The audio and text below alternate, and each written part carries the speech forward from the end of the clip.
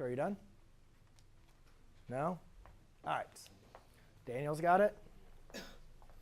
So first thing I want you guys to do is I want to visualize again what 2u represents. Okay?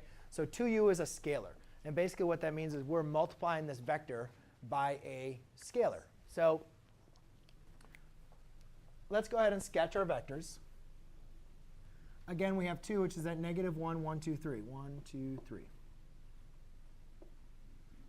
Right? But in reality, Hunter, what we're doing is we're multiplying that vector. We're multiplying that vector u times 2. So you're going to multiply both of these terms. Actually, I should do it over here. So really, you have -2, 6, minus 2, 5. Right? So what's happening is now this vector is -2, 1, 2, 3, 4, 5, 6. So technically, what we just did is we just like doubled, maybe not the best.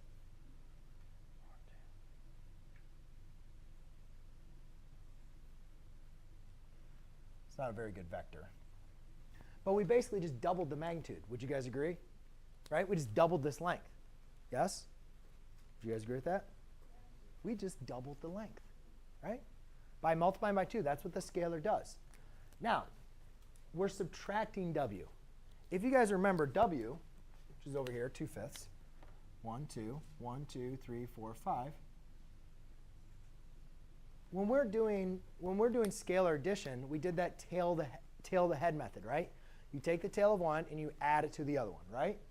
So subtraction is kind of like taking away. Do you guys remember when we learned subtraction? Like that's taking away things, right? So if you think about adding looks something like this, or whatever it was, right? That's what the adding portion looked like. So taking it away is literally would be like sliding it back down to go something like there. So you're basically taking it away instead of adding it. Does everybody see that? Yes? No? So my resultant vector should be something right over here. Now, again, I'm just doing a rough sketch, but it should be somewhere over there. Now, let's go and do the math. Just like we did before, I'm not going to show you guys step by step here because you guys notice we're only dealing with first component with first component, second component with second component. Subtracting, I'm basically just going to say -2 minus 2, comma, 6 minus 5. And what I end up with is -4, comma, 1.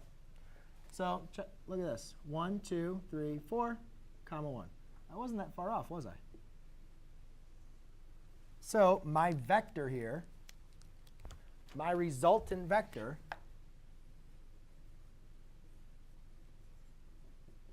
is right there. 2u minus w. Yes? Can we distribute the negative to the... And do addition? Huh? Like before we graph it, can we distribute the negative? Yeah. Well, here's something I want you guys to see. Remember, do you guys remember last class period? I think I showed you you could rewrite it as addition. Did I tell you that this class? I didn't talk about that in this class? OK. So you guys agree with me. I could rewrite this as 2u plus w. I'm sorry, 2u plus a negative w. Would you guys agree with me? Yes? Now, if I'm negating w, that means w. I'm going to use orange. If I'm negating w, that means w now looks like this. Would you guys agree? And what's adding? Adding is going tail to head. So if I put the tail on the head, I'm going to get the same answer. Adding and subtracting are the same thing, right? But there's another thing I want to also mention about this, which is really important. Remember how addition, 2 plus 3, 3 plus 2, it doesn't matter, right? But do you guys see how subtracting w from u, right? What happens if we subtract u from w?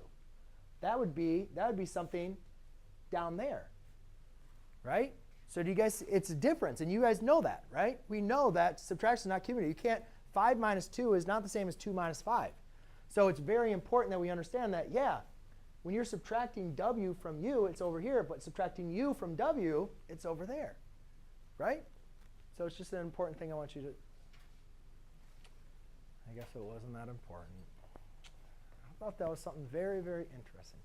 I was like, oh man, all those number things, finally it visually makes sense.